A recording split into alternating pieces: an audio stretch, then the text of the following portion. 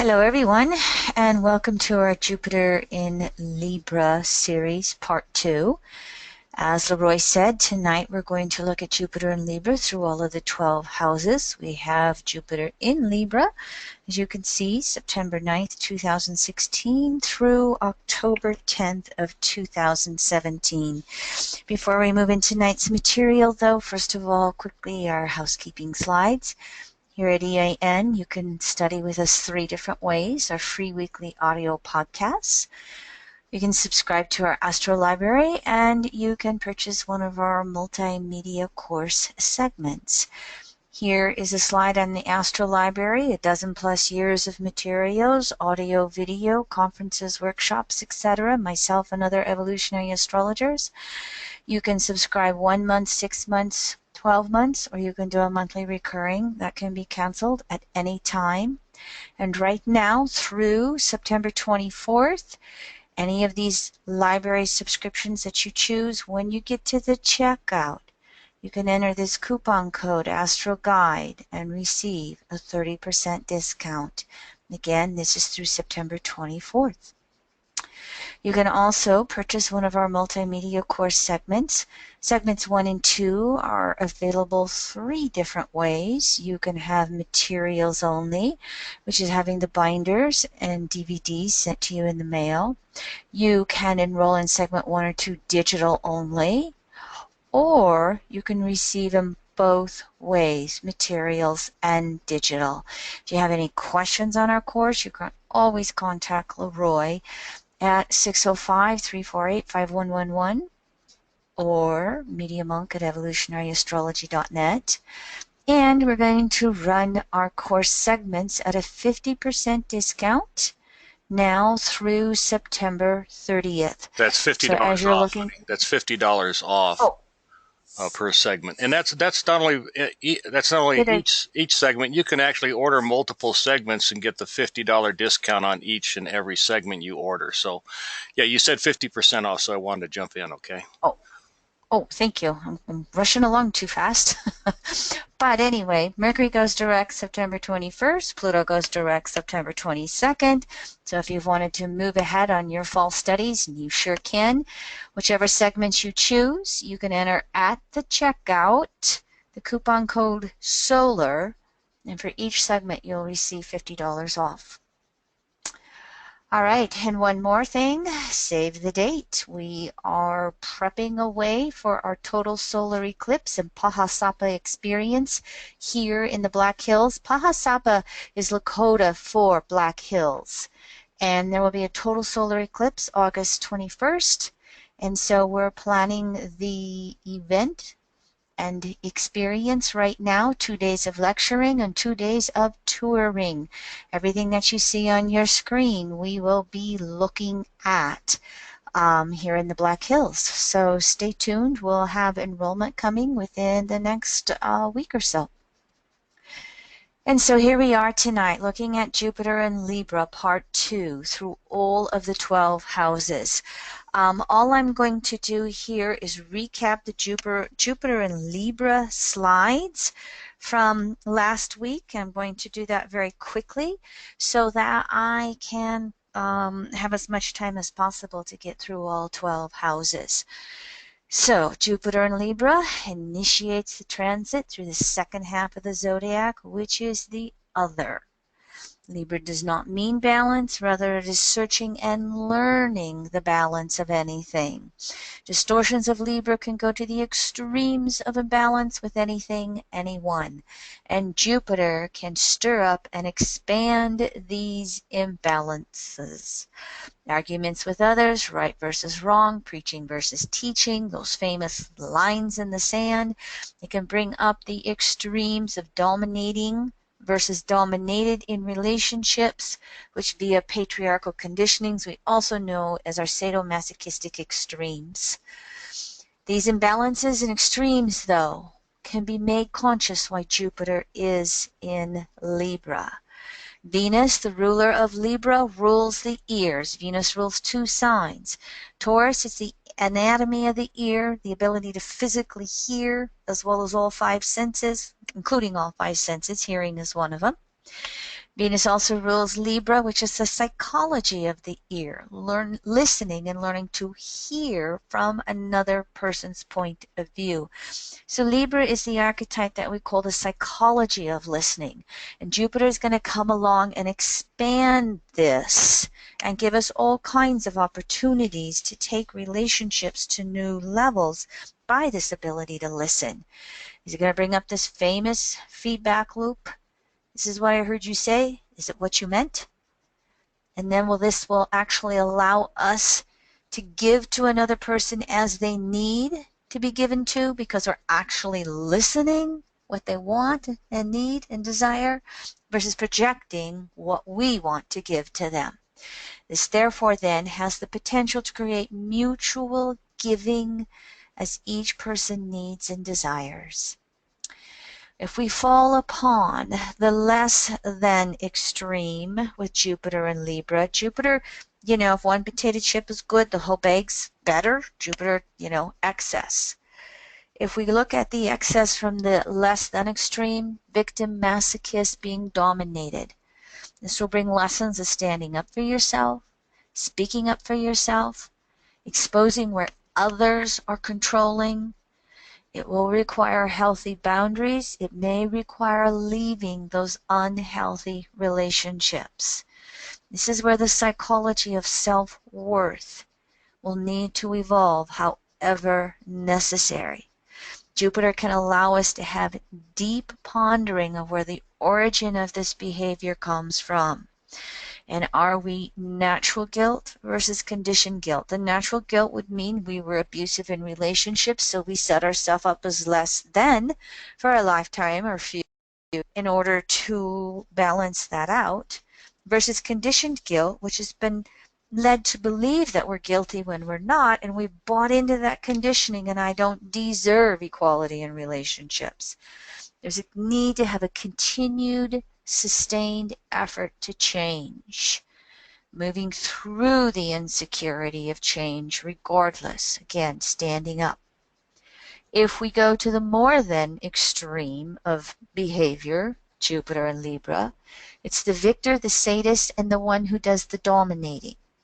This is going to bring up lessons of learning to play fair and making the adjustments, going back to Virgo, learning to atone, learning to let go of the control.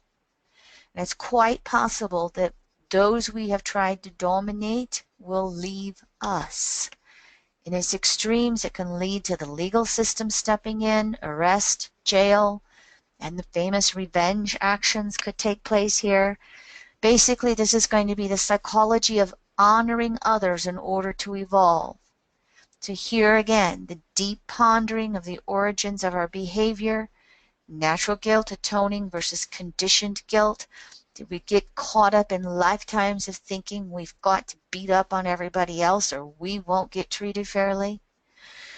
Basically, learning to give first as another person actually needs. This is true whether in an intimate relationship or not. So again, Jupiter in Libra is learning to balance the giving versus the receiving. And this includes when not giving is the best giving. This then allows others to learn the lessons for themselves. This is easier said than done, to be able to step back and allow someone to experience their own choices and consequences and not step in and save them. This archetype will also expose the games or masks that people wear in order to appear differently than who they actually are.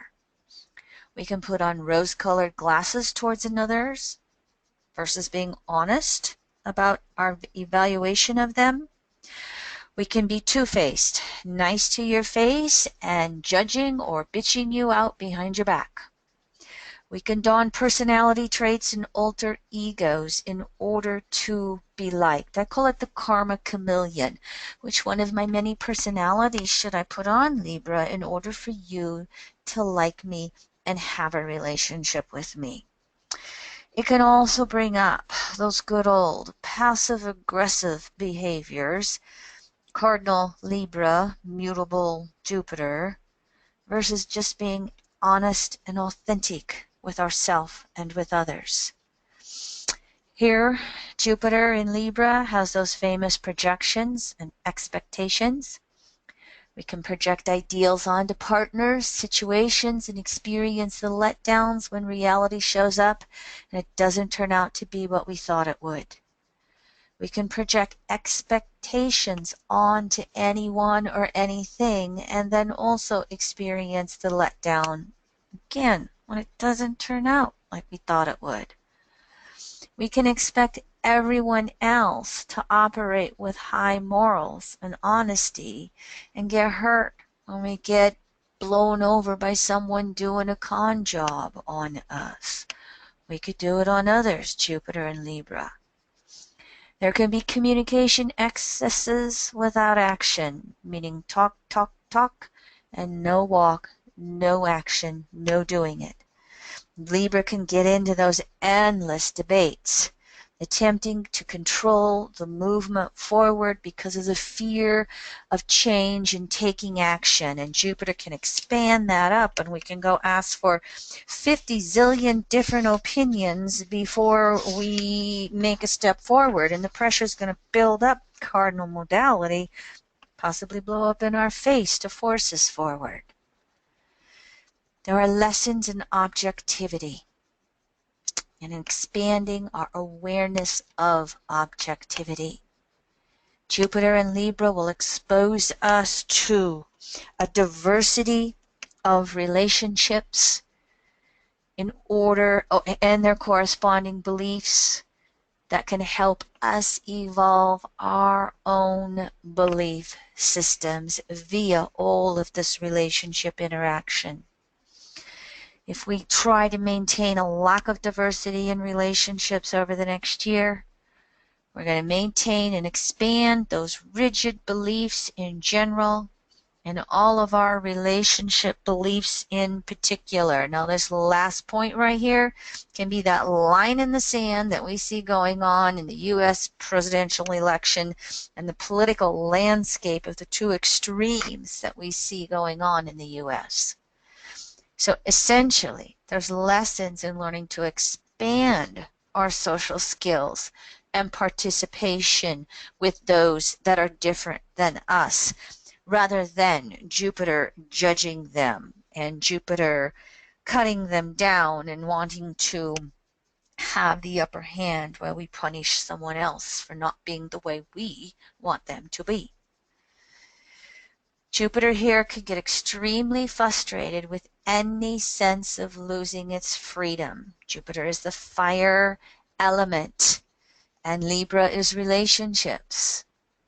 And so Libra here can resort to manipulation games in order to have control or a sense of freedom from our perspective or someone's perspective in any relationship or situation. So there's that push-pull between freedom and commitment here with Jupiter and Libra. Freedom versus confinement as well. And finding that balance between the freedom to do whatever we want and the self-responsibility to meet whatever our relationship commitments are, whatever our work demands or social roles are. Of course, I always like to give that famous little quote here that your freedom ends at the tip of my nose, and my freedom ends, therefore, at the tip of your nose. Essentially, it doesn't mean we have the right to be harmful to someone else. Here's the health and wellness on Jupiter and Libra quickly. Jupiter generally rules right brain, liver, breath out, assimilation, our overall balance.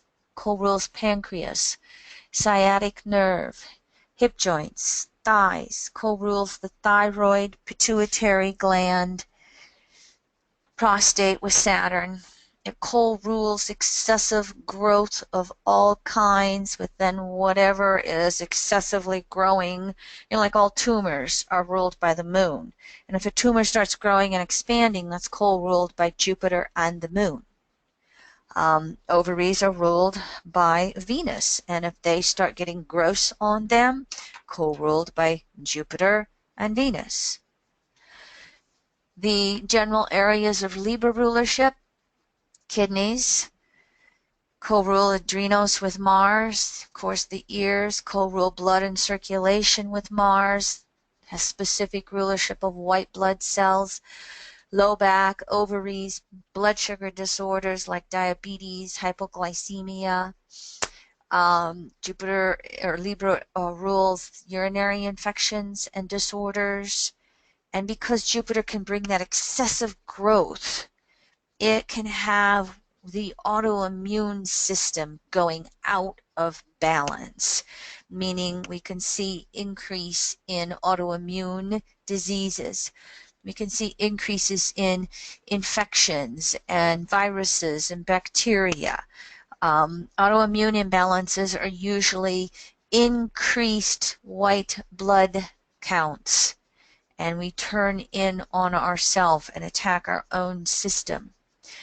And of course, it can be an increase in insect bites. Zika virus, anybody? There's an expansion of a viral imbalance. There's an expansion of an insect. Insects are nature's others. We're in relationship to the animal kingdom, the plant kingdom, the insect kingdom, when we look broadly at those others as well. So all of that stuff can come into the picture too.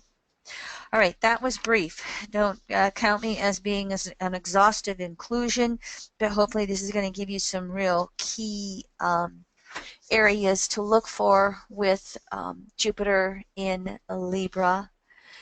And so as we start looking here at Jupiter in Libra through the 12 houses, I think if I allow about 10 minutes for each of these houses, I can do okay. So I'm going to try and pay attention here with my trusty little clock and see how we go. So hold on just a second. 1, 2, 4.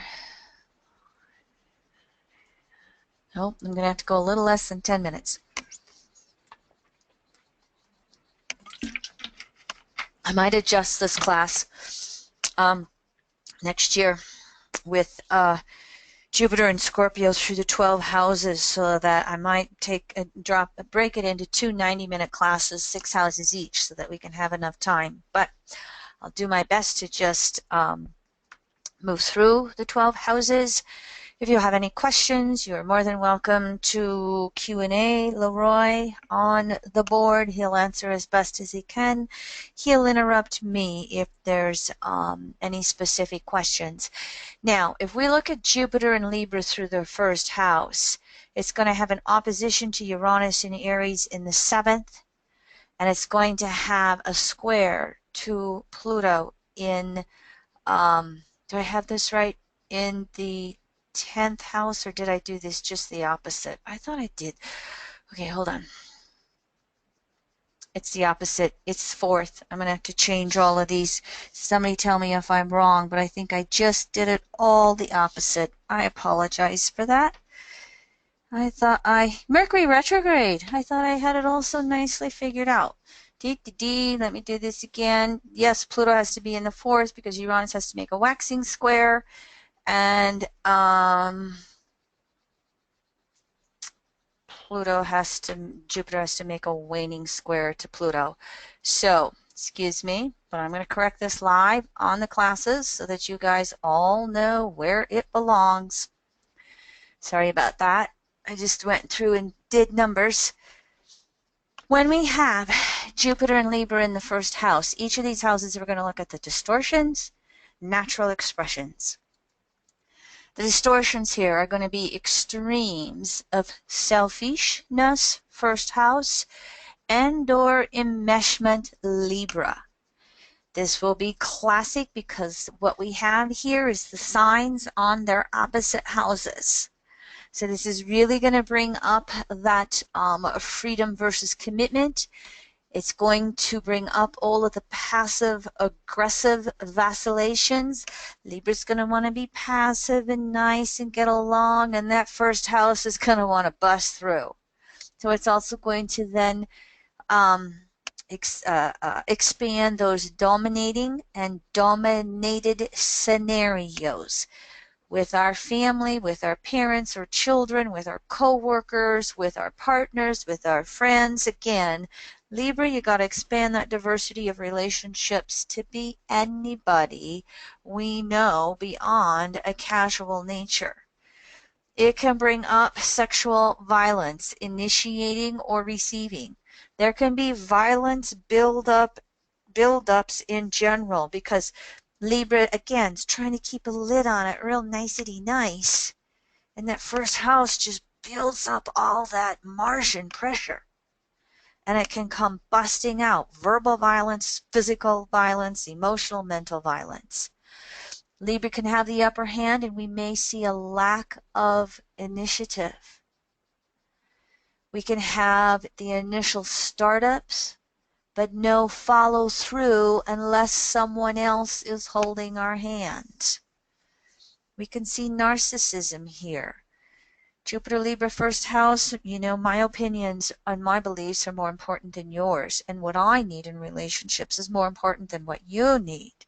Again, there's going to be extreme pendulum swings that can sometimes be extremely out of balance here. These lists are not all inclusive. Otherwise, we'd spend a couple hours on each of the 12 houses, okay? But you get the points. Now, some of the natural expressions here. Jupiter Libra first house is learning to honor and balancing the need to be alone, the freedom side, first house, and the need to be with others, Libra, commitment. It's going to bring open-mindedness, open to changing the actions and initiations, open to changing relationships however necessary. This is starting a brand new Jupiter cycle, 12-year cycle of relating patterns. And so here we have to understand healthy partnering concepts. We also may sometimes need the ability to strike out alone when necessary versus someone holding our hand. Honoring self-sex will come up here because Mars, first house, Aries is a sexual instinct. So this is going to have us exploring healthy sexual merging and exploring what's new about ourself, first house, especially based upon that famous feedback with everybody else. Now, because Uranus is going to be over there, Aries 7th house, it will exaggerate everything we just said. With Pluto having the T-square from down in the 4th house, it's going to be important that we're reaching for inner emotional security, to know how to ebb and flow from balancing one side of the pendulum with the other. It's not static. It's going to move. Alrighty, again, not exclusive list, but hopefully enough to really help you out. And here I am changing this over to the 5th house. If we move through and start looking at Jupiter and Libra transiting through the 2nd house, it puts Uranus in Aries over in the 8th, and it puts Pluto in Capricorn down in the 5th house.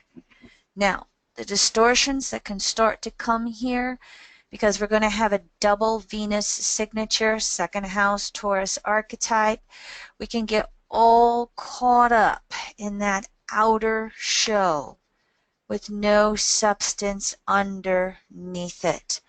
Look at my pretty outfit. Look at my fancy new car.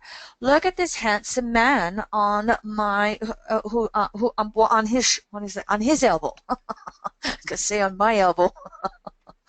So we can go to to having the value of the outer stuff, because it's all about how it looks.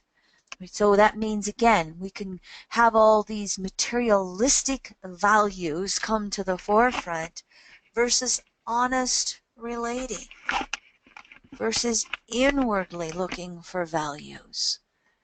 So here we can have the using and the being used on a sexual basis. Second house is the archetype of self-sex, but it's also very sensual and sexual. And Jupiter and Libra can take this to the extremes of using or being used. We can also do this with material resources. Typical patriarchal thing would be the man controlling the material goods and the woman controlling the sex in order for each person to get what they want out of the relationship, or giving themselves away sexually for the material goods. We can have resource extremes here. We can inherit resources. We can lose everything. And we can go to any degree in between. Jupiter in the second house must be careful of living beyond its means or spending beyond its budget. Libra can again take that to extremes. There can be isolation here. There can be the fear of being in relationship with anyone. And we can stubbornly hold on to all of our old beliefs, Jupiter, especially old beliefs about relationships and relating values. We can hang on to that old traditional marble man, Betty Crocker woman, as Jeffrey Green used to say decades ago. We can have our values and our self-reliance based upon others' value systems. We can compromise on our own values. Opposite extreme of that, we could be in some type of relationship or familial environment, and we can expect everybody else to agree with our values around resources, relationships, etc.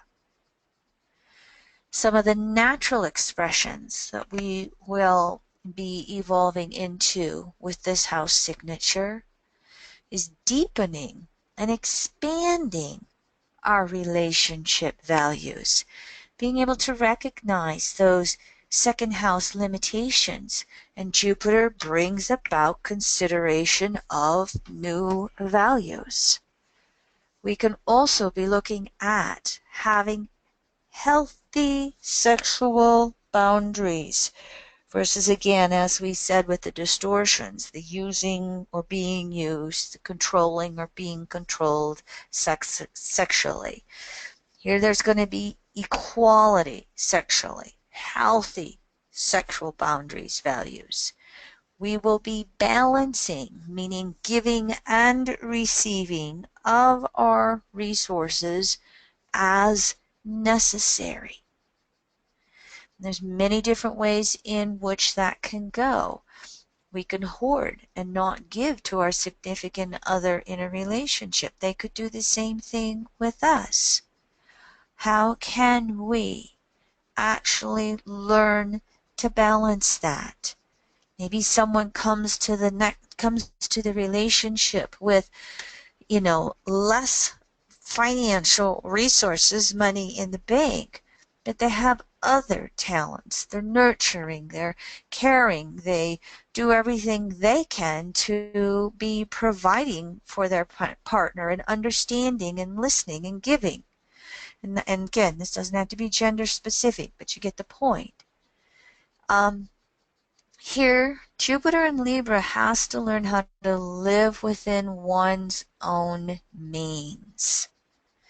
In other words, we have to watch that keeping up with the Joneses, valuing resources, thinking they're going to make us happy, when it's learning those inner values, valuing ourself as a resource, valuing our inner resources, our self-worth, our self-love, our self-acceptance, and then using that valuing of our inner sources as a means to manifest, as a means to expand into natural talents that will then allow us to manifest better, to be able to create more resources, not because they are the means to an end to security, but because we're naturally evolving our own talents that we have within us, and then sharing that back and forth with others. It will mean being able to help others also expand their own talents and inner resources that allows them to evolve and grow in the manifestation of food, clothing, shelter, etc. It also will be important here that we're expanding upon our self-reliance with or without a relationship. Jupiter Libra's second house, if you find yourself alone no matter what, perhaps there have been past situations where you gave away yourself as a resource. And so you're really having to concentrate on your relationship with yourself, Libra, second house. So it can play out either way in regards to this. All right, everybody, as I'm moving through this, is this helping? Is this what we want to look at for everything? And by all means, I'm going to say it one more time. Not really an exclusive, exhaustive list, but really trying to get to some core key psychological issues that we're going to be working through with these house signatures. Back up briefly.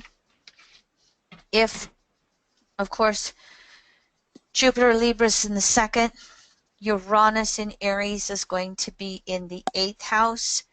There can be an expansion of extremes of that control or being controlled. We can have the distortion sexually going on here, of course. If Pluto in Capricorn is in the 5th house, it's going to bring up that bottom line of working to find our own creativity, of maturing in regards to giving and receiving love. And distortions around that, using sex for resources, or the famous love affairs, or, again, wanting to control everything around giving and receiving here, and everything around the resources versus sharing however necessary. Healthy 5th house is generous. Insecure Pluto Capricorn 5th house is extremely, controlling and domineering. Or there can be some scenarios sometimes with 5th house Capricorn. My phraseology for it is the pretty little gilded bird in the cage, but they're completely suppressed Capricorn. They have no creativity. So we can see with this, Jupiter signature, we really, want to be able to have a sustainment of our own creative self-actualization, Capricorn 5th house on a soul level, that allows us to take this tug of war, 2nd, 8th. I mean, here we're all fixed houses, and we can balance that tug of war rather than going to those extremes of push shove with each other.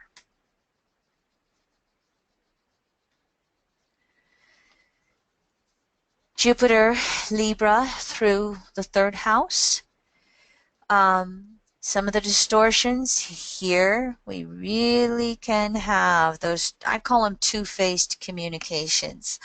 Libra, oh, let me smile and just really compliment you on that pretty dress you're wearing. And as soon as you leave the room, that bitch, she always has to have the latest fashions or whatever. So we can, say one thing to the face, another thing behind the back. We can also kind of be two-faced with some of our own lifestyle choices here when we look again. Two air signs, Libra third house. There's that duality, that split, and where do we start to bring in the balance? Some of these other distortions could be lying, could be saying anything in the moment in order to get by. Let me tell you what you want to hear versus what I really think I want to say. We can have all kinds of communicating and relating extremes. We can have exaggerations. We can go round and round in circles and not really get anywhere, not really get to any Jupiter bottom line. We can also have an inability to speak up as necessary. Again, similar to, I'm too insecure, Libra, to tell you what I really think. There's some qualifiers as you go on here. If you're individuating and spirituating, sometimes with consensus people, you can talk to your blue in the face, and there can be a discernment of when to speak and when not to speak. Here, we can be all talk, but we never act upon it. We never do anything about it. There can be all this indecisiveness. In other words, we could have somebody who says, I just can't do this relationship anymore. I've been trying to leave this partner for the last 5 years, but they never leave. They never do anything about it.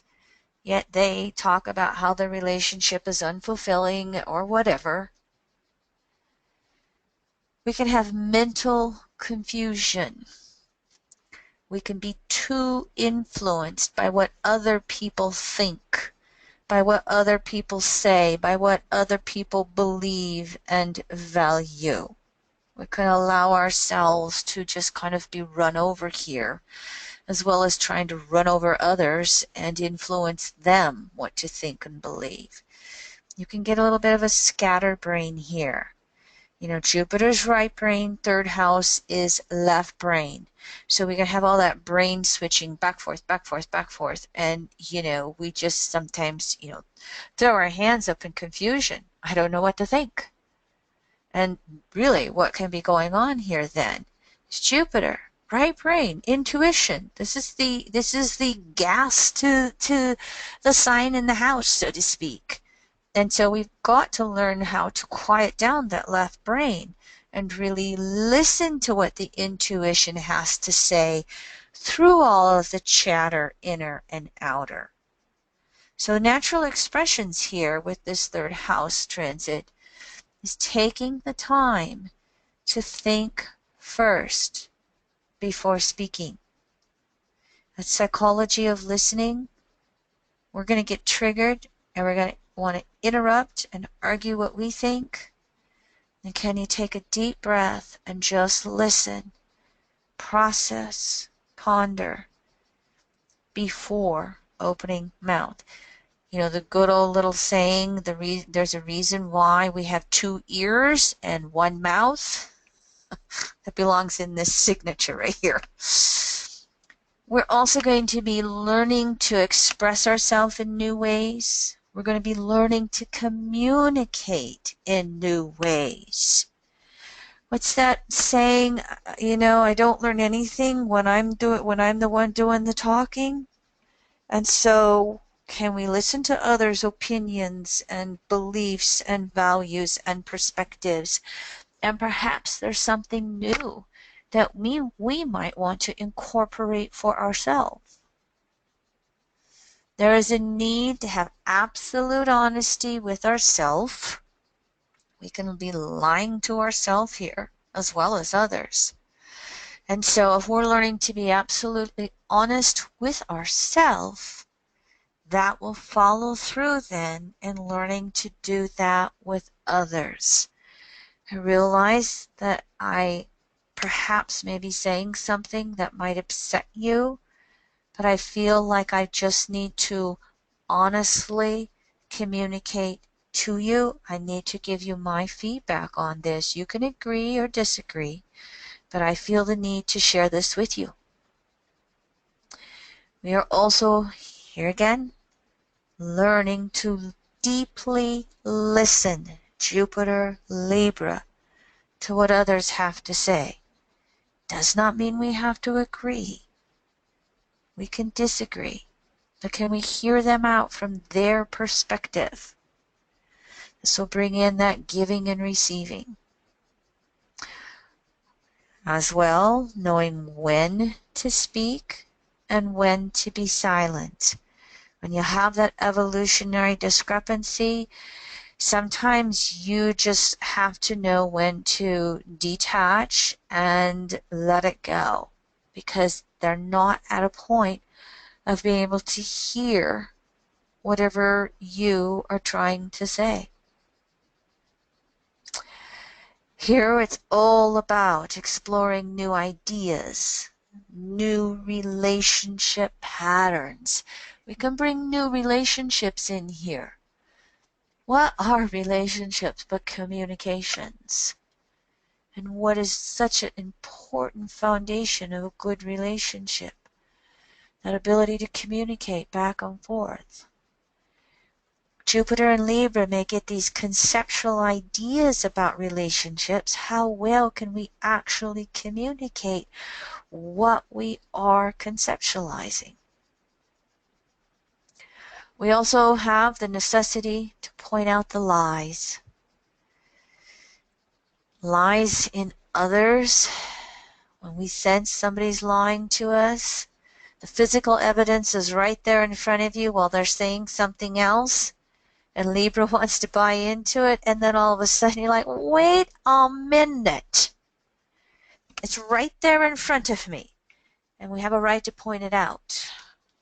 We have a right to point out the lies in any situations or experiences we may be in the midst of.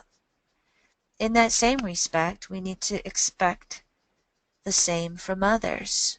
If we're kind of subconsciously lying, we would want to intend that someone would help point that out to us and help us get to greater self-honesty. There also is a need to know when to retreat from communication overload. Just like when to speak and when to be silent, sometimes we just have to know when we are reaching that maximum overload of information, and it's necessary to just go be quiet with ourselves and allow the deeper communications to intuitively sort themselves out to make sense of whatever is going on in our world. That's the opposite of just talking to talk and trying to fill up the void because we're afraid of the silence. Now, Uranus here, Uranus in Aries is going to be over here in the 9th house. This really will be sparking the initiation of the right brain, of drawing in others who might have greater wisdom or knowledge than we do. And it will, again, bring out the whole duality of how well can we listen as much as we speak. Pluto, Capricorn, 6th house is going to be asking us to ground ourselves so that we don't get all stirred up in the details. This signature here with this T-square, it could really tax the nervous system and our stress load. And when we feel that coming on, that in and of itself is the catalyst to tell us, slow down, take a walk in nature, be quiet, listen within, listen to what the universe is providing to you. See if there is a different way, 3rd house, in which you need to be considering something. Do you need to listen to the partner if you're in relationship differently than you have before? Leroy has a lot of 3rd house in his chart. And he said something. We were doing an evening walk. I was a little triggered by a younger family member this weekend.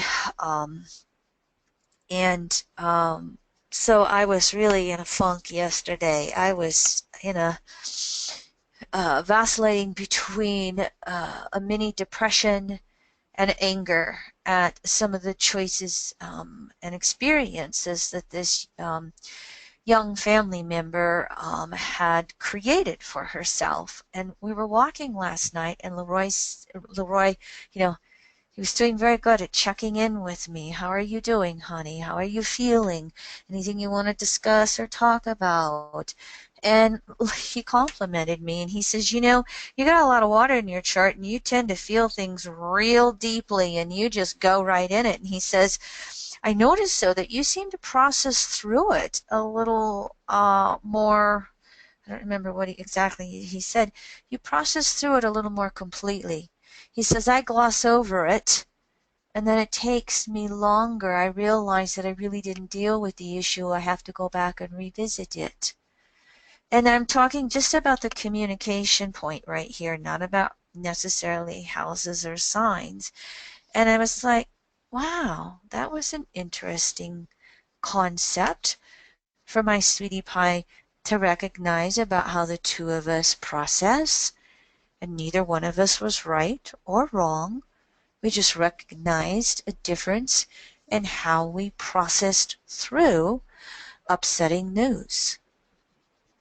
So I think you get the point here of that flexibility and diversity. I mean, the 3rd house, Mercury, Gemini, it's about learning to think and process differently with your left brain.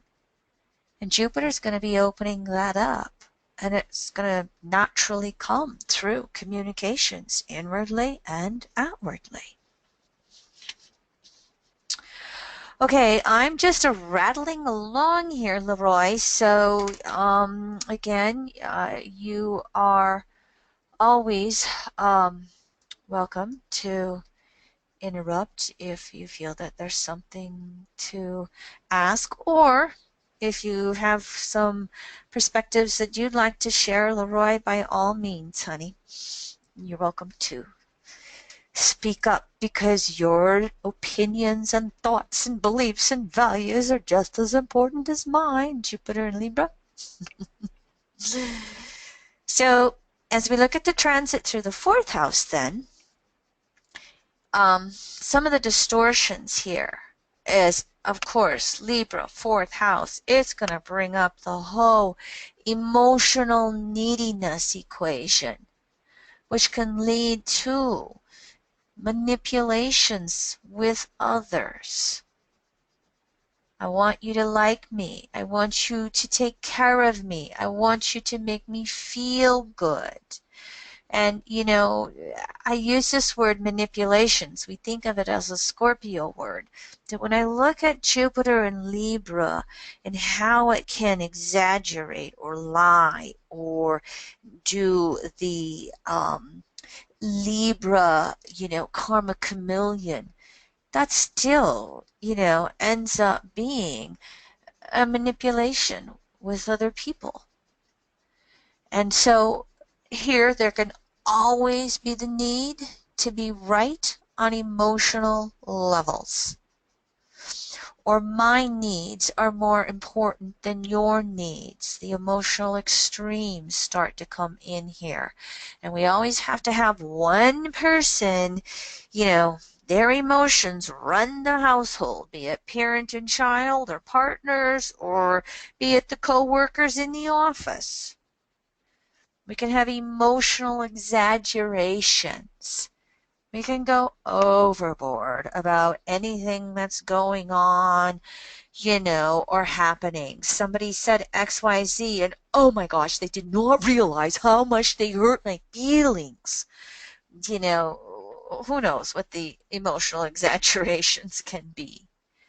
There can be an expectation, Libra, that others exist to meet our own needs. I can't believe they did not realize I needed them to be with me and comfort me and listen to me when XYZ happened. That's where Jupiter Libra, again, projecting and expecting that others are going to intuitively pick up on whatever you need. Of course, this can bring up all the good old imbalances with the family of origin we were born into, and with the family of origin we created, children, spouse, if any of those are involved. We can have the extremes of the withdrawal and animation fluctuations that come through Cancer 4th house. Something emotionally triggers us and we just shut down. And we don't just shut down. We stop talking, we stop communicating, we, can't even express, I need to just be alone and kind of work my way through this. No, we just kind of cut them off and leave them in the cold. And of course, the animation things are just wildly all over the place on emotional levels. There can be changes in the home environment here. There can be the loss of a job.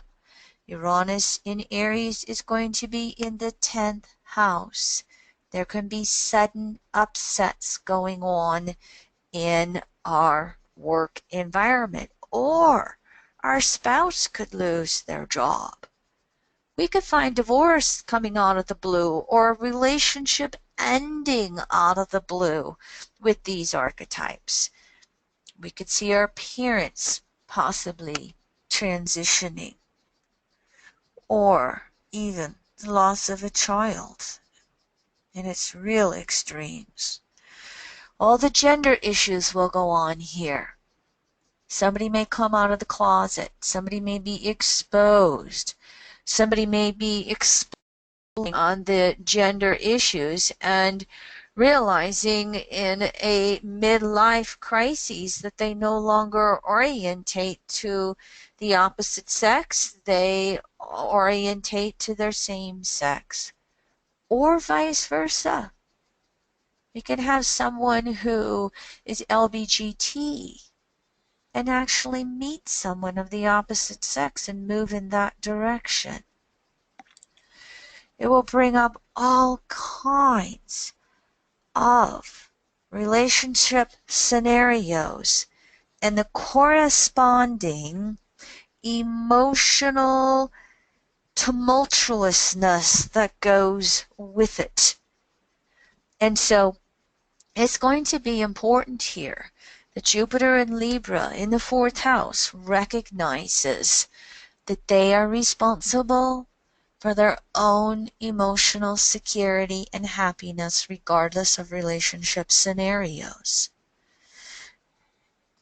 Excuse me. There can be a revisiting of the family of origin wounds from new and expanded perspectives, Jupiter in Libra. I never realized how much My mother was juggling with my immature father and 3 other kids in the household.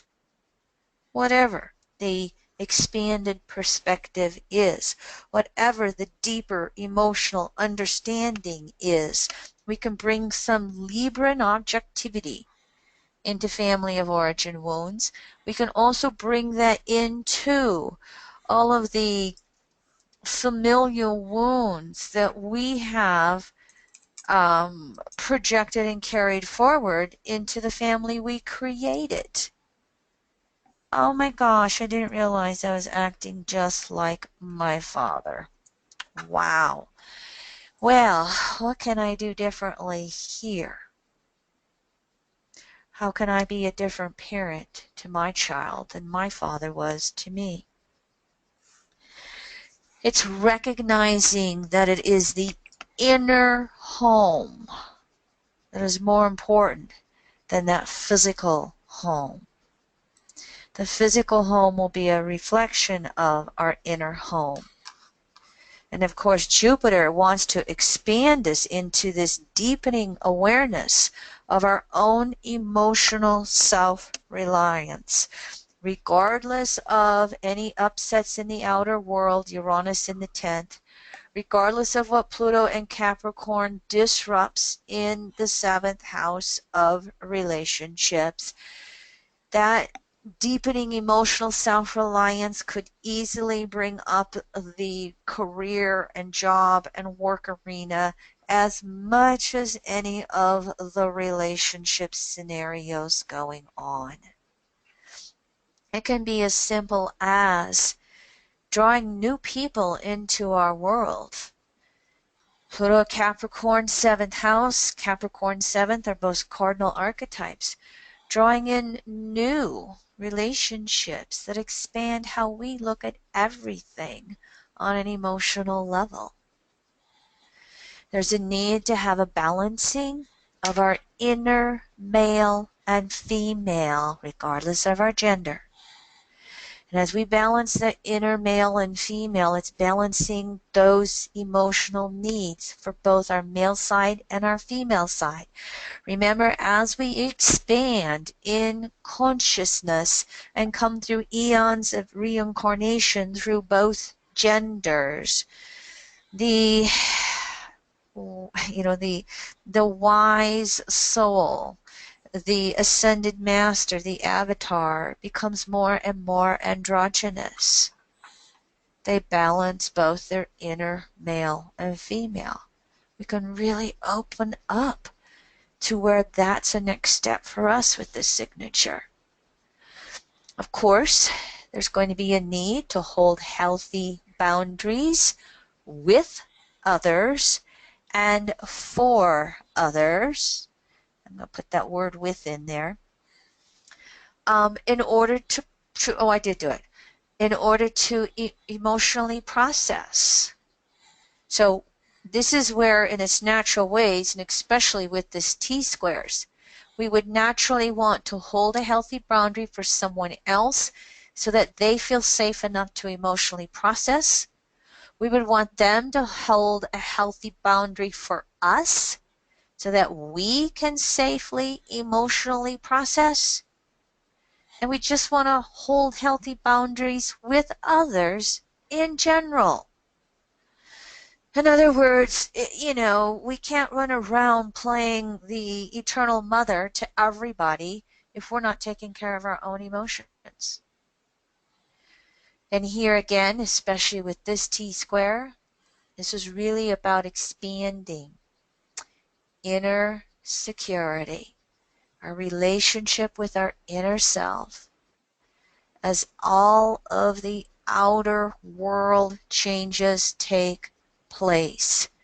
Again, outer world changes, 10th house, career taking charge of our life, 7th house, relationships coming and going. All right, everybody. Is this making sense and helpful for everybody? And this one is going to be 8th here. When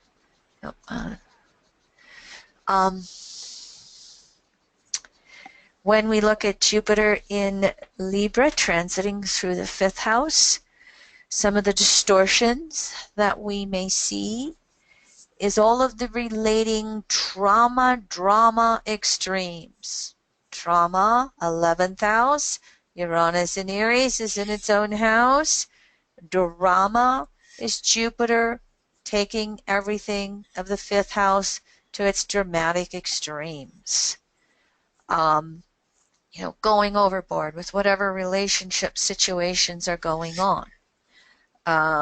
Drawing attention to self or being overwhelmed by their partner drawing attention to themselves. So there can be these relating imbalances, Libra, that go to all or nothing.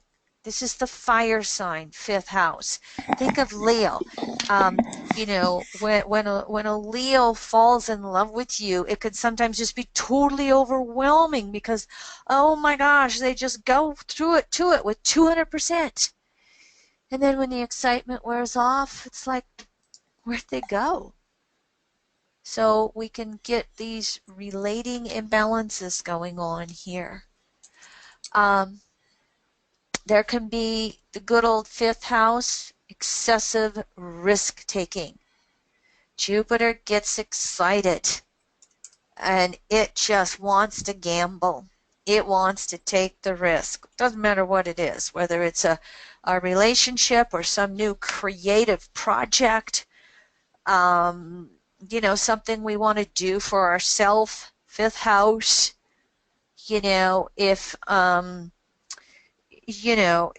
instead of having a weekend retreat, we sign up for a month-long spa. Wow, how are we going to pay for that? Pluto, Capricorn, 8th house. There can be the good old adultery. This is a 5th house archetype.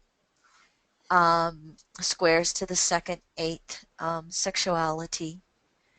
There can be creativity, lies, and exaggerations. Jupiter and Libra, hey, you guys want to go on in on this business venture with me? It is a fail-proof investment. You'll double, triple your money. Sound like any presidential candidate we know? So we have to kind of calm down some of that excessiveness that will go on here. And I'm just looking, okay, I think it was a pine cone. I was afraid of our new little kitty trying to jump up into my open window. We can expect others to do everything for us. Excuse me, that should be almost us. And vice versa. Again, sometimes that attention seeking can be carried to extremes in order to get someone to like us. Or, the Libra projections, I need you to do this in order for me to love you. We can just, Leo, 5th house, everything revolves around me. We can just expect that everyone will show up for us to do it. The opposite of that is we can settle for less than equality. Instead of being excessively egotistic, we can have a lack of ego. And we can just vicariously live through others. We become an alter ego of others here. We're going to have the love projections and disappointments, the manipulations again. We can end up alone here. Nobody's going to love us better than ourselves. And if Jupiter in Libra is carrying the neediness and expectations to the extremes, we can find ourselves with no one loving us. And then, depending on what we are recognizing Jupiter, it's about self-love. So the natural expressions that can start to come through here is there can be relationship upsets. We are dealing with fixed houses again here. And we have a cardinal modality and a mutable modality. And it can build up that pressure to have the upsets of the fixed houses in order to evolve. Jupiter. Recognize objectivity, Jupiter and Libra. Balance any situation with somebody else. And as we were saying before about ending up alone, it's realizing that loving ourselves is just as important as any relationship outside of ourselves. We must balance self-love here as well as loving others, both the receiving and the giving. Uranus in Aries is going to, kick us in the butt with objectivity. It'll bring all kinds of upsets and surprises in order to evolve this whole self-love and equality of love, giving and receiving with others. It's going to ask us to tune in to creative inspiration rather than that false bravado or excessiveness. It's really kind of almost quieting down sometimes and listening to what the intuition is trying to move and expand us toward. And can we recognize that in others? Our own creativity is recognized to the degree that we see it in others, and holding healthy boundaries with this. It asks us to just honestly relate to someone without all the drama, to balance the giving and receiving of love, to have those direct, honest communications with whoever our loved ones are. If you put Pluto in Capricorn in the 8th house here, we can really bring up communication manipulation in order to have security and control in relationships. We can do this on an intimacy level. We can do this on a career or work level. I mean, Jupiter is always going to be about honesty versus its polarity, lie or exaggeration or, compensation. Again, I can't really tell you what I want in our relationship because you won't love me anymore. And so we just implode on ourselves until we explode. Fixed houses. So you see how Jupiter in Libra with this signature is really evolving love in relationships and moving it to more honest, authentic communications, values, and giving and receiving. All right, how am I doing here? One more. Okay, I might have to speed up a little bit because I got to go through 7 houses. Okay, and so here we're going to go 9th house. Jupiter and Libra transiting through the 6th, the distortions, it's going to bring the inequality extremes out because of that victim-victor, because of the sadomasochism that we find 6th and 12th. So it'd be the extremes of neediness, expectations, extremes of self-sacrificing, extremes of expecting others to sacrifice themselves. So it's really, Jupiter's going to bring into consciousness that whole victim-victor or sadomasochistic situations that we have with others, intimate, non-intimate, family, work environments, etc. As we start to bring in the 6th house, we can have the work and job extremes included here as well. We're the one working all the time. We're doing all the overtime, and we allow our boss or manager to take advantage of it versus standing up for the healthy boundaries and self-worth and asking to be compensated.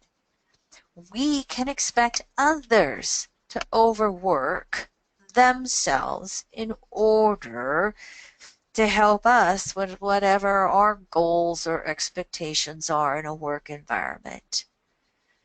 Of course, here again, sadomasochism, there can be all of the relating cruelties and manipulations.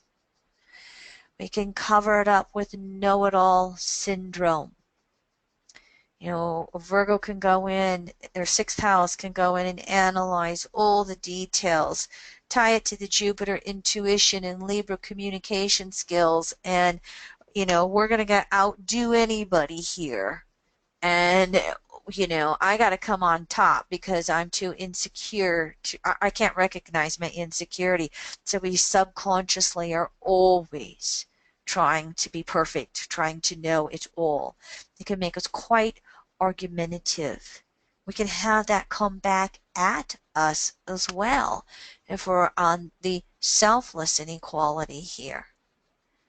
There can always be a crisis in any and all relationships, and Jupiter makes a mountain out of every molehill. Whatever the situation is, it can just go overboard.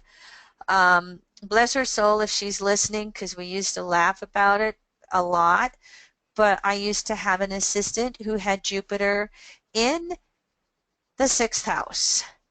And she would leave me voicemails when I was out of town, and I would just go into overwhelm myself because it was just so much exaggeration of the crises, Jupiter in sixth house. And after a few years, I learned to recognize that I would still listen to the voicemail a couple of times, but then I'd wait a while before I called back into the office because by then she would have worked it out and it was like, oh, it's no big deal. And so that kind of distortions can go on with this Jupiter Libra signature. And then again, I already said we can have relating crises and all the inadequacies that can come through. You know, sixth house Libra, I'm not good enough, I'm not pretty enough, I'm not rich enough, I'm not smart enough, and we can start to overcompensate or over-sacrifice in order to be liked. You get the point there. So what we're working to evolve here is taking the time to rest and reflect on the reality of any work or relating situation. Okay, take a deep breath. Think it through, ponder it through. What's the intuition telling us? What is the feedback that somebody else is giving us? Can we balance that out with the situation? So again, those mental whirlwinds that can go with Libra sixth house, Jupiter sometimes just has to take a step back. That's where Uranus in Aries 12th can also just go, it can really step back and go, okay, source, I need to help, and I would like you to help me do this differently, please. I'm just going to take a little break here and really ask you to communicate with me, whatever it is I need to know. Oh, my Louise Hay quote, whatever I need to know is revealed to me. Whatever I need to know is revealed to me. And whatever I need in my highest and best time-space sequence whatever I need comes to me in my highest and best time-space sequence. Whatever I need to know is revealed to me. And whatever I need comes to me in my highest and best time-space sequence. So, balancing work and rest here. Uranus in the 12th house Aries will just take us to the point of exhaustion, along with Jupiter Libra 6, where we have no point, or where we can't do anything but rest. And Pluto in Capricorn, it's about time for vacation and a trip. It really, or a walk outdoors in nature to just ground the soul in the earth. Here, we are learning to give to the degree that we receive. It's not the overgiving. It's not expecting others to give more than we do. It's balancing that out. So it's giving to others and it's giving to ourselves. It's not only balancing the degree of giving and receiving outside of ourselves, it's balancing the inner giving to self as much as we do to others. Again, Florence Nightingale will exhaust herself. It can be atoning or giving more than we receive if it's necessary for any past relating imbalances. If we feel strongly that it's our turn to volunteer at some nonprofit or to volunteer with taking care of an elderly parent or a sick partner, it's the willingness to do that. It's honoring whatever that intuitive message is. Honoring ourselves on the path to self-improvement. No one's perfect. Uranus, Aries 12th house will open up new ways to do that. Recognizing imperfections in others and helping them or not, however we perceive it's necessary. See how this house signature has to have a calming down from the excitability of Jupiter so that the intuition can bring through, because sixth house is another one of those Mercury ruled left brain archetypes.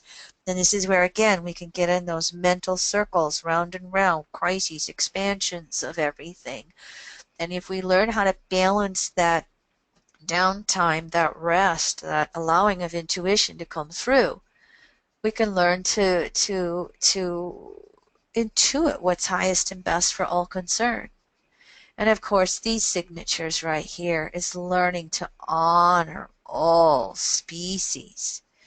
Healthy Pluto Capricorn 9th is really going to see the injustices and abuses with resources and the domination, the relating extremes to other species, and it can organize. It can be a part of the you could be going up to Standing Rock Indian Reservation and be a part of the what did they call it, the Black Snake prophecy, and leave the rest of the oil in the ground. You can be fighting for the health and balance of all species on planet Earth.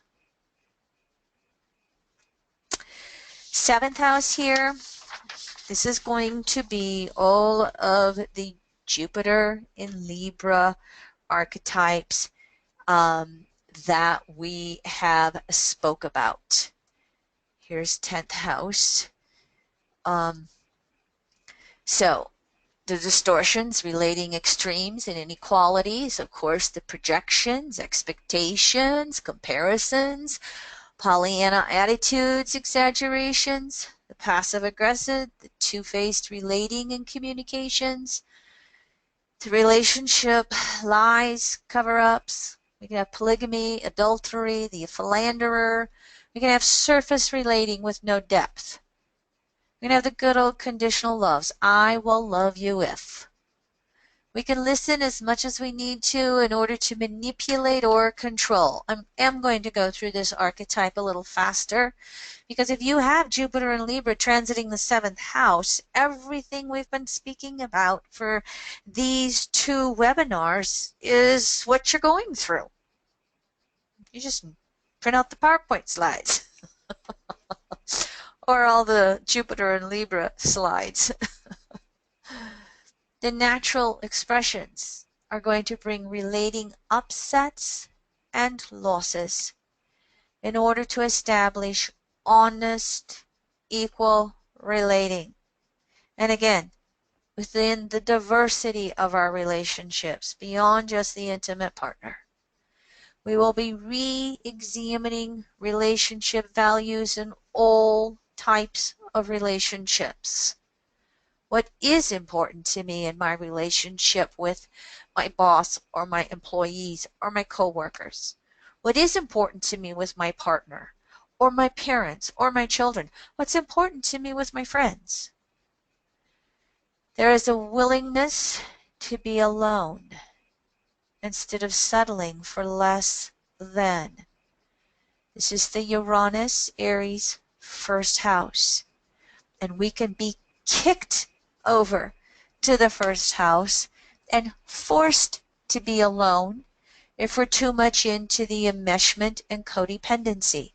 We can choose it, we can be forced into it. And of course, Pluto Capricorn 10th house, double signature, it is requiring us to be responsible for ourselves under any and all relationship situations. There is a double signature here to deeply listen and to actually be heard by others as well. This just doubly emphasizes the whole communication thing. The psychology of listening to give as someone actually needs and to speak up wherever necessary in order to have your needs understood and met by another, however your relationship has agreed. So here we are evolving relationship psychology. We are also spiritualizing all of our relationships. What's the big picture? What are my beliefs? What are my values? And how does that then filter into my relationships on a day-to-day basis? If we've been married for a long time, this could be coming up to really transform and evolve the relationship in some way, including the famous whys in the roads if necessary. So again, any of the archetypes we've been speaking about with Jupiter and Libra are going to be doubly emphasized here. And we cannot forget about ourself and our own individualization process, Uranus Aries first, nor are there any excuses, Pluto Capricorn 10th, for taking utter and complete self-responsibility for ourself and self-determination for our world and our path forward. 8th house, and this is switching as you see here.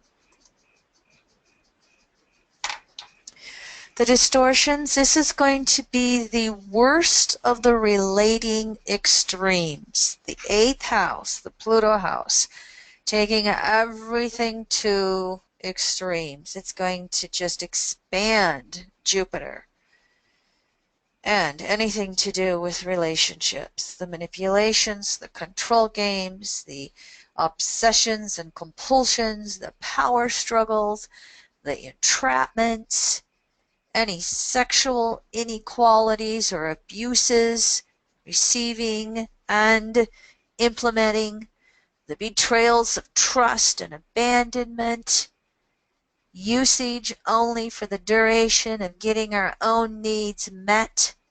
There can be relationship violence, physical, emotional, mental, spiritual.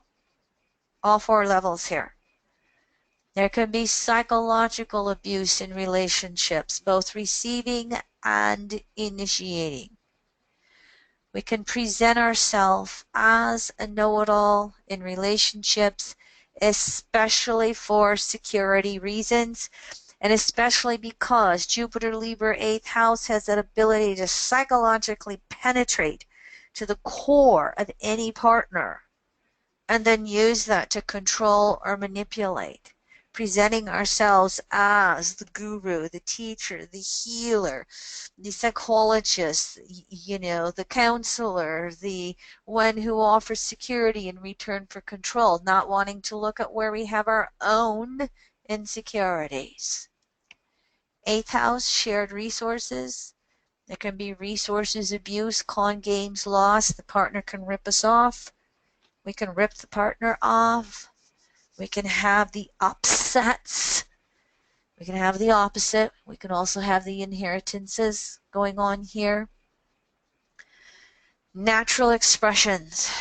Expanding our ability to deeply penetrate relating patterns and then change however it's necessary to do so.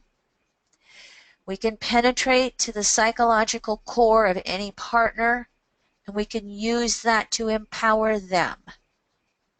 We can refuse to be controlling of others, even as we are aware of the ability to do it. We can allow others to control themselves. We can refuse to allow others to control us. Again, we can bring up so many emotional, psychological awarenesses with this house transit. And can we refuse to play those subtle games? Now, Uranus Aries second house is going to ask for a deepening of self-reliance in order to evolve or metamorphose our merging with others. And if we're in the real process of doing that, and if we're on, looking for our own spiritual path and spiritual values in marriage type relationships, we can change karma mates into soul mates. We can want to evolve and attract soul mate. Maybe we've had 3 or 4 Jupiter cycles and we're tired of the games and we're really moving into Aries second house, that other self-reliance. And so again, we're attracting in the soulmate. And Pluto, Capricorn, 11th house, we can bring in that objectivity, that equality, that utter sharing of resources. As I said, this signature will be empowering of ourselves and others versus the other extremes up here. It can be the sharing of resources versus taking them. There can be that alchemical sexuality or sacred sexuality that can go on here. Kundalini is alchemical sexuality. We can see the divine within ourselves and others. Can you see how we can just take relationship intimacy from one extreme to the other? And of course, 8th house, Libra, there can be any degree in between. Maybe it's not taken to extremes, but we recognize subtle distortions. Maybe we haven't brought in the soulmate yet, but we recognize that we're making subtle degrees of improvement in intimacy. Again, it will be unique to each of the 2 people involved when it's describing intimacy. Jupiter in Libra transiting through the 9th house. Here again, we're going to have all of the Jupiter in Libra archetypes that we've been discussing, because now transiting Jupiter is in its own house. So just like I said, with transiting Jupiter Libra through the 7th, go back, review the slides. Everything that has been going on can be sparking for you. Some of the distortions, we can have a naivete here in relationships. We can just expect everyone to be honest and upfront and equally sharing. We can overly trust others. We can have a lack of trust in relationships. We can be dominating. We can be dominated, especially when religion and religious beliefs about relationships get involved in the picture. Because, of course, religion is full of the sadomasochism and the patriarchal conditionings and the inequalities between the genders or sexes. We can have an intense need for freedom issues versus intense needs for codependency. Passive aggressiveness can go back and forth.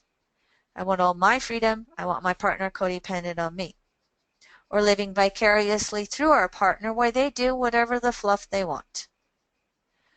We can have surface beliefs with no depth, especially when we're in relationships with someone. Or we can, do that karma chameleon around beliefs. Okay, I'm going to go out with all my conservative friends, so I'm going to talk like them and pretend that I'm just like them, when that's really not who I am. And we can do the opposite. Go out with all my liberal friends when we are evolving towards more conservatism or more self-responsibility, whatever the scenarios are. But again, there can be, we're just floating the surface and Libra bouncing all over without really looking at things. We can be so convinced that our beliefs, especially our relationship beliefs, are right. We can be converting and selling what we believe to everyone else. We can be insecure enough that our partner's trying to sell their beliefs to us, the opposite. We can be using our intuition to have control or manipulation over others doing that to us. We can be falling for someone who presents themselves as our savior. We can present ourselves to our partners as the savior. In other words, there can be savior complexes. Oh, if you'll just move in with me, I'll just take care of everything for you and you won't have to do anything. Ha ha ha. Red flag. So the natural expressions are going to be learning to trust our intuition around relationships. Ironically enough, my young family member that had an extreme crisis this weekend, I had the I haven't even told you this, Leroy. I had the intuitive hit around it last week. And I thought it was a Facebook post that she made, and I thought I need to respond to that. And I didn't. And exactly what I intuited happened. That's why I was so intensely depressed, honey, because I didn't speak up. I have Jupiter in Libra natally. I have Jupiter returns 3 times in my 9th house this year. So it's not only learning to trust your intuition around relationships, follow it through with speaking up. It's not your fault. It's not your fault. I know, sweetie. And it probably would have happened anyway. But it is trusting the intuition, and if you feel it's necessary to speak up about it, speak up. There's an expansion of our beliefs around relationships that are going on. And as that expansion and understanding is taking place, how are you going to implement those relating beliefs that are evolving? Honest communications, double signature, Jupiter, 9th house. Shall I say what you want to hear, or should I tell you what I really think and believe? Communicating relationship, honest communications, and honestly communicating the relationship psychology that's going on. This Jupiter signature can have natural depth in relationship psychology. This is one of the reasons I'm a counseling astrologer. Leroy says I have an ability to just really hear and listen what someone else is saying beyond the words they're using, and then communicate back to them, clarify that back to them, and help them understand themselves better. I do that in a counselee role. So you can do it in all types of ways, an intimate relationship back and forth with each other, doing it with parents and children, doing it in work environments. It is very necessary to walk one's talk here. Karma Chameleon, I'm talking it, but I'm not taking my own medicine. And so here's the old honesty factor that's coming in. Seeing the divine in another while remaining grounded. Not projecting the guru onto them, and in the same respect, not allowing others to project the guru on to you. I receive the compliments all the time in regards to intuition, and I always, somewhere in a counseling session, say, I am an opinion. You must always take this back in and trust your own intuition, your own beliefs, your own truths as they are coming through in the best ways for you. So again, that ability to deeply listen to others. You also want to be deeply heard by others.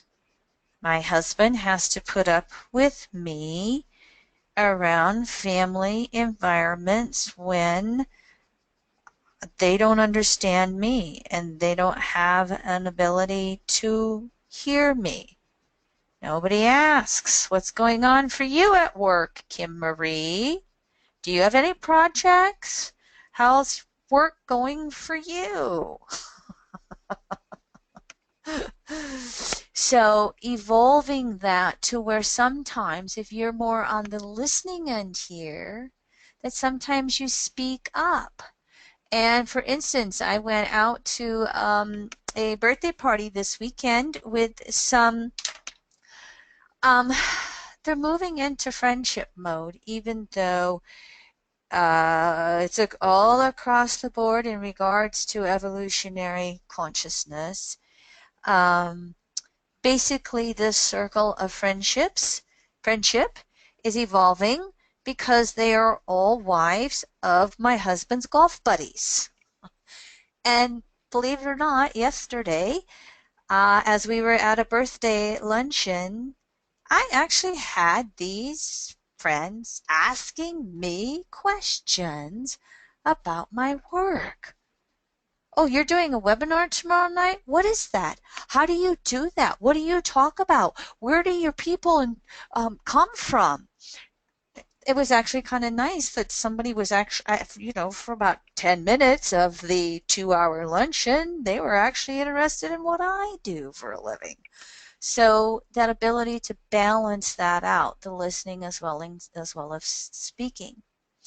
Here, we are wanting to be inclusive versus exclusive. There can be the distortions with this archetype here, can be very exclusionary. It can be the preacher versus the teacher. It can be the I'm right, you're wrong here. So we are wanting to be inclusive of all beliefs, of all nationalities, of all races.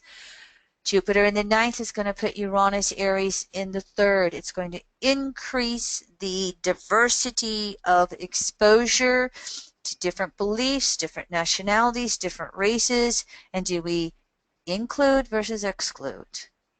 Pluto in Capricorn in the 12th, there will be, there will be a surrendering of resources and that outer world. There will be a surrendering of relationships. There will be no substitutes, Pluto, Capricorn, 12th, for the ultimate relationship with the ultimate resource in however the manifestations Pluto Capricorn take place in your world. And there could be a deepening of, recognizing the outright reality, Capricorn, that this is a small planet and we're all in it together. I'll get off my little soapbox and you guys get the picture here. So Jupiter and Libra transiting through the 10th. Some of the distortions that we will see here is the need to have an absolute control of our outer world, work environment, relationships in order to feel secure. 10th house, outer security. There will be equality issues with our parents and our roles as parenting our children. And so there can be the extremes of inequality. We want to have control. We could have, with this signature, it's quite possible to have a partner that's controlling of us. We could have a parent that continues to be controlling and manipulating of us halfway around the country. There can be dogma, a suppression of the evolution of our relating beliefs and values. God darn it, this is the way the relationship has existed for the last 20 years. What do you mean you want to do this differently? What do you mean you want to have control of your own resources? I've controlled a pocketbook for so long, and I'm going to tell you where you can spend money or not. We can have the opposite. We can have some loss of authority. We can have loss of relationships here. Again, Uranus, Aries, 4th house, the upsets of being totally and utterly emotionally alone. So Pluto, Capricorn, 1st house, we learn how to take responsibility for ourselves. There can be relating grief through an inability to evolve. Even though 10th house is a cardinal archetype, Capricorn, as you know, can be suppressing. It can hold on, it can crystallize. And so we can just have this involution in upon ourselves. Relationships don't make sense anymore. Career doesn't make sense anymore because we're resisting the Jupiter expansion and evolving. There can be nationalistic extremes here. There could be the extremes of violence here. Again, thinking that Libra is balance when it can be the extremes of imbalance. And in this case, we can have someone who can take their beliefs and be violent against those who believe differently, or violent against a nation that, whose beliefs are different than theirs. There can be the judging of others here.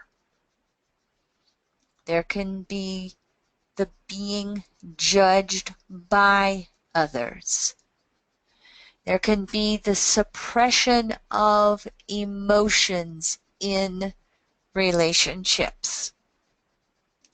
Jupiter and Libra, I gotta have control of relationship security at all cost. And that polarity of Uranus in the 4th house is going to bring the emotional upsets, however necessary. The emotional losses, the partner leaving us, the partner dying on us, whatever is necessary to go on to get us to affect the evolution of inner security and therefore the evolution of outer security with the world, Libra 10th house, in whatever detail. Naturally expressing this, There's going to be a willingness to evolve that inner security in order to change the outer world, in order to change how we outwardly relate to others, intimacy or not. There will be a loss of control, 10th house, in order to create better equality in any area of life. We can help others, we can teach others to empower their world. We can stand up for injustices rather than go to the extremes of violence. We can share resources. 10th house is the accumulation of resources, no matter how big or how small.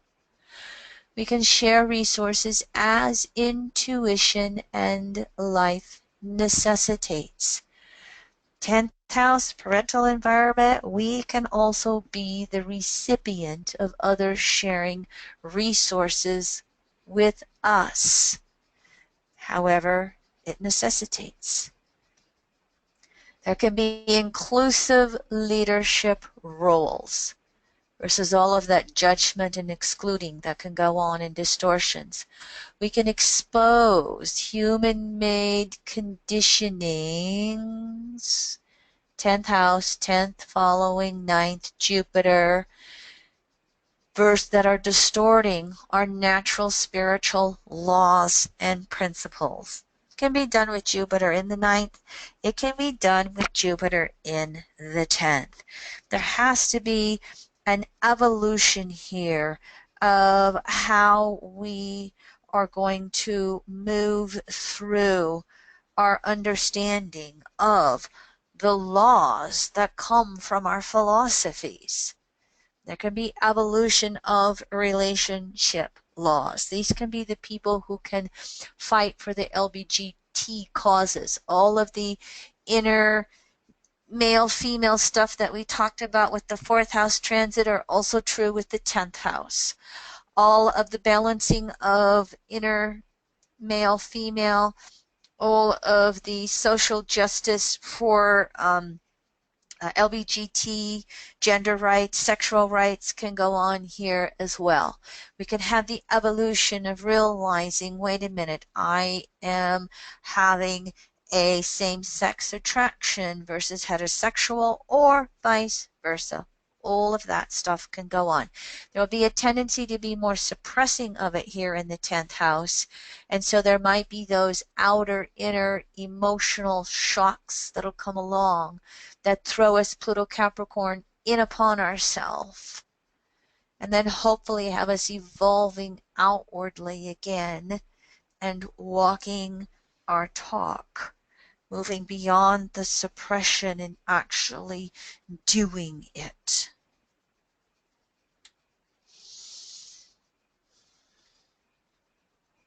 Transiting Jupiter in Libra through the 11th house. Distortions, we can be trapped. Fixed air, 11th house. Trapped in relating trauma, drama cycles. Projecting fault onto others. You know, it takes objectivity, 11th house, to say, why have I drawn this relationship trauma to me, this relationship drama to me? We want it to be their fault. Relationships, Libra. There can be a fear of getting into relationships because we have a fear of being different. So we can compensate Jupiter and try to be like everybody else in relationships if we have one. We can be the elitist. I'm better than them. There's the Libra inequalities again. We can have persecutions, trauma. We can persecute others due to differences in beliefs. Jupiter Libra going to its extremes. We can, again, go along with the group here, surface relationships. I'm going to float along with this group in order to feel somewhat secure. I'm going to compensate on myself. I'm not going to speak up and say, wait a minute, this is BS. We can be blocked from relating to others. This is where the Uranus Aries fifth house polarity will throw us in upon ourselves to love ourselves, to really look at what we value. So we can do all the codependency, karma chameleon stuff with the group, or we can have the Jupiter alienation forced in upon ourselves, forced to be a group of one in order to break free. 11th house, what do I believe and what are my values around relationships? So you can have the anarchist here. You can have relationship rebellion due to distortions of relationship beliefs. You can have the anarchist who wants to, go blow up a mosque or go blow up the LBGT community center. You can have somebody who is rebelling against consensus relationship beliefs, and all of a sudden they pick up the social causes of the LBGT movement. You can have someone who's antisocial here. You're going to have the fear of trusting others. Again, that whole fear of relationships. Libra always wants to try and be like everybody else. And when Libra's in the 11th house, they're always being exposed of how they're different from someone else. And can they embrace that? Natural expressions, expanding relationship objectivity and equality. When we can embrace our differences, when we can objectively understand, I am different than you, but we still can equally give and receive, regardless of gender, regardless of race, regardless of nationality, regardless of blah, blah. That then will allow us to minimize any relationship projections and expectations. Uranus, Aries, fifth house. Whew, boy, here's the narcissism that can come through again. Why won't you love me? Why don't you see me as the center of your universe? There needs to be an individualization, 11th house, of ourself, and honoring that in relationships. Being honest with who we are and who we're not, what we are, what we're not. There can be definitely here a searching for our fellow tribe. Jupiter is always, Jupiter, ninth house, and Sag, those who have similar beliefs and values as us. And you put Jupiter in the 11th house. I want those that are like-minded. I want those who are like me, not what I was born into, not the country I would come from. So searching for our tribe and an expansion into that, leaving some friends behind and moving into new friendships that have an authenticity to them. Here, working for social justice, exposing all the relationship conditionings again, and we can have alienation in order to liberate ourselves from the social conditionings. There can be a sharing of our gifts. Fifth house polarity, okay? Here, Uranus in Aries, sharing our creative gifts for the good of all. 11th house. Pluto, Capricorn, 8th house. There can be sharing of resources for the good of all.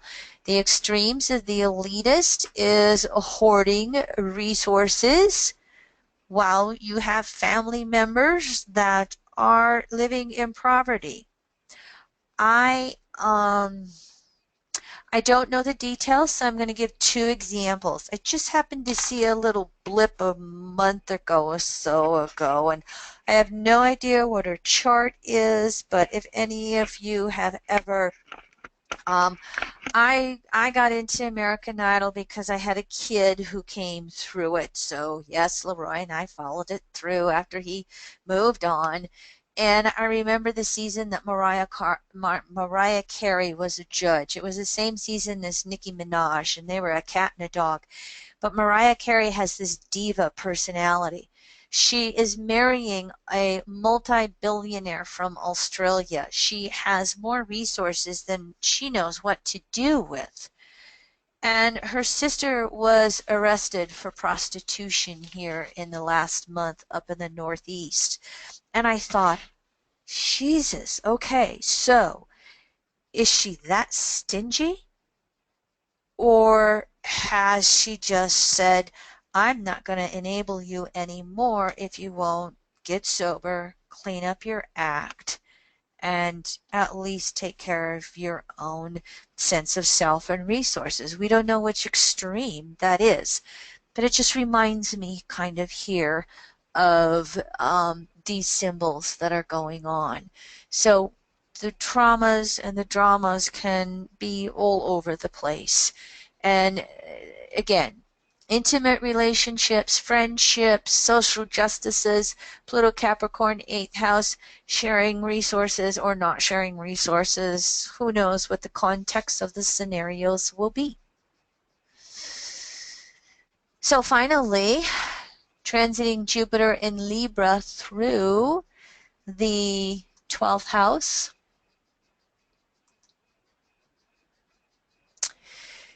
Distortions relating disillusionments, wounding, confusion, losses, fantasies,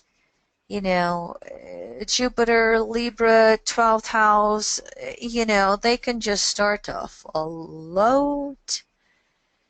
There can be relating slavery, enslavement, the whole de facto god goddess projections in relationships. This house signature can project it onto the partner. It can attract partners who project it onto them. Perfect partners, idealizing them, and then all the letdowns, disappointments, disillusionments when 6th house polarity, they're flesh and blood imperfect humans. So we can have all of the sadomasochistic imbalances here, just like transiting Jupiter Libra in the 6th. What extremes do we carry this to? Jupiter's expansion, we can have denial of source and all the hedonistic tendencies. There can be unhealthy relating boundaries.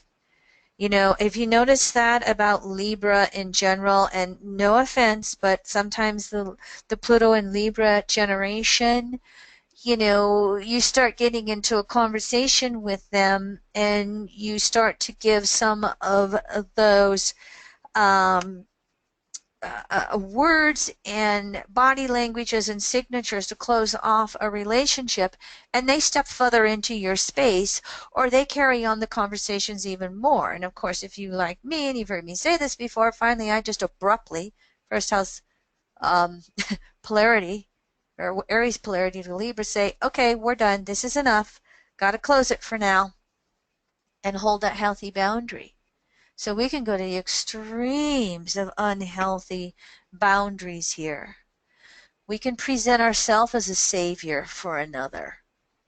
And we can, again, I want you to save me. I really would like you to take care of me, and I need you to hold my hand in doing this. There can be all kinds of overindulgences, including with substances of any kind, or overindulgences with behaviors of any kind in relationships. There can be an avoidance of reality. I'm just going to look at it on the surface. There can be false spirituality, surface spirituality. Okay, I'm gonna go to this, New Age service or this church, just because it makes me look good, and go through the motions, but there's nothing underneath.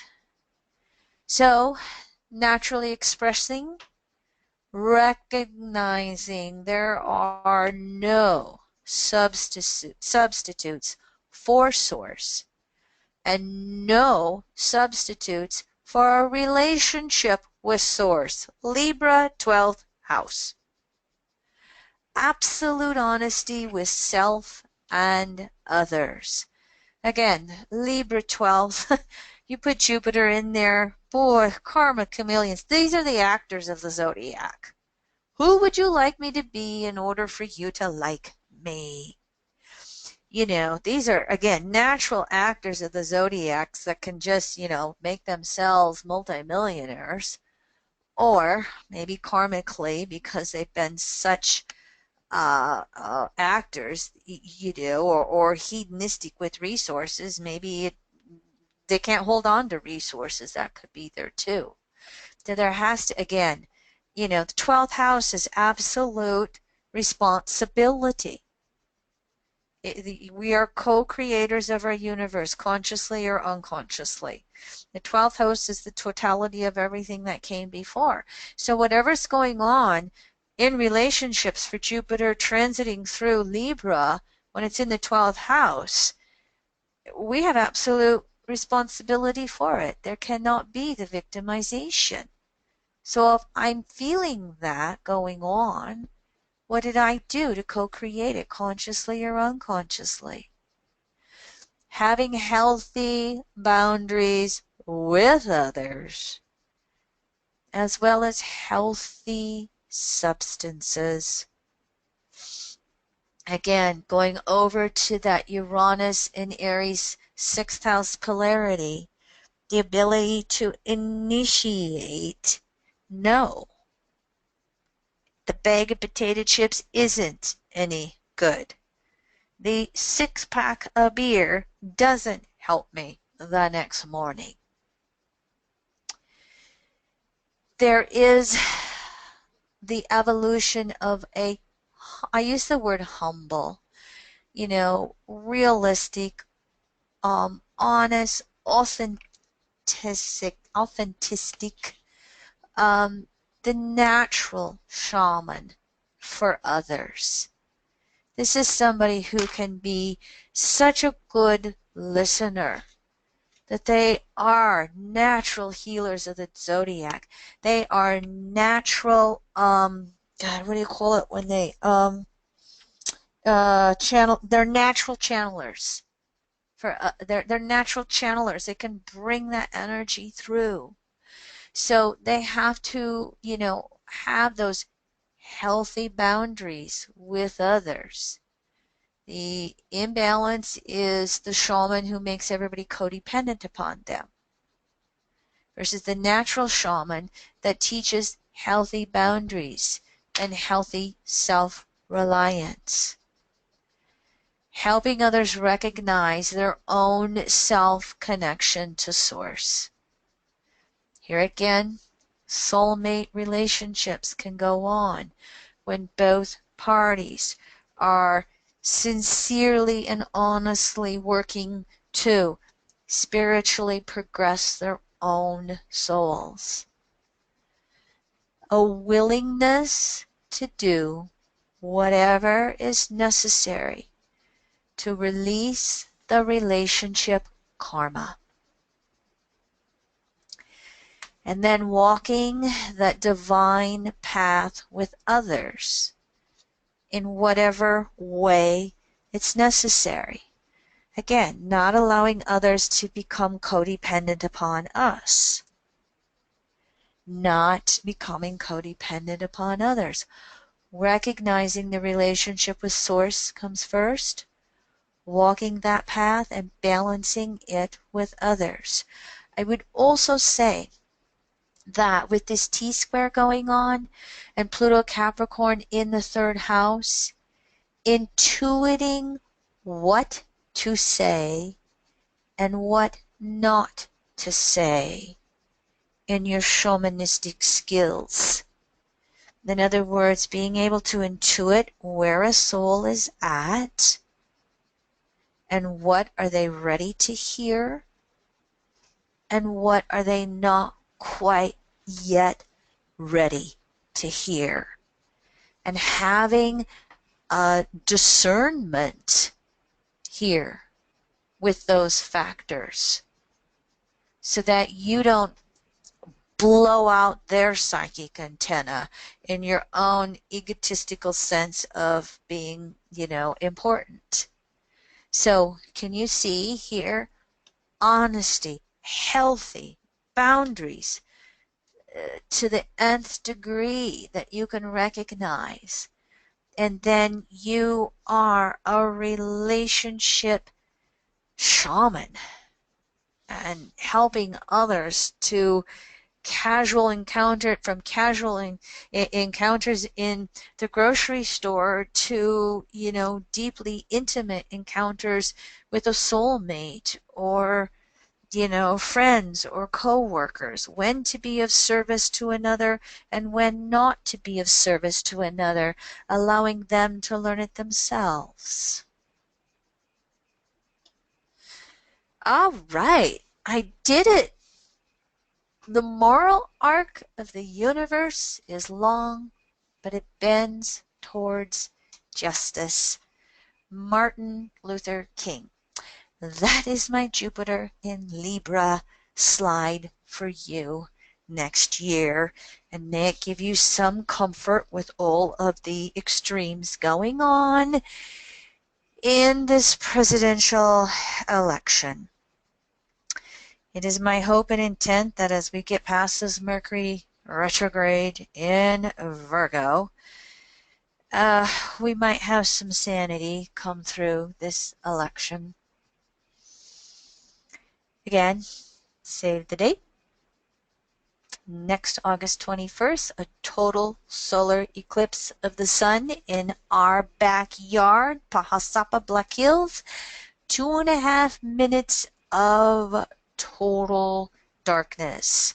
Now, your enrollment will also give you eclipse classes, though, so we can watch it approaching and leaving. And during those 2 minutes, we can actually take our eclipse classes off if you care to join us and watch it. And I think this might be a nice Jupiter quote as well. This is a quote by Black Elk, an Ogallala Sioux. And if you're not aware of this, our Black Hills have the highest peak east of the Rockies, between the Atlantic Ocean and the Rockies. And it was recently renamed. They took away Harney Peak because of his abuses with the natives, and they renamed it Black Elk. Black Elk had a vision on the peak that's been named for him when he was about 10 years old. And so the book that was popularized was called Black Elk Speaks. If you would care to read that book, beautiful Jupiter and Libra understandings and words. Here's a quote. Is not the sky a father and the earth a mother? And are not all living things with feet or wings or roots their children? All right, everyone.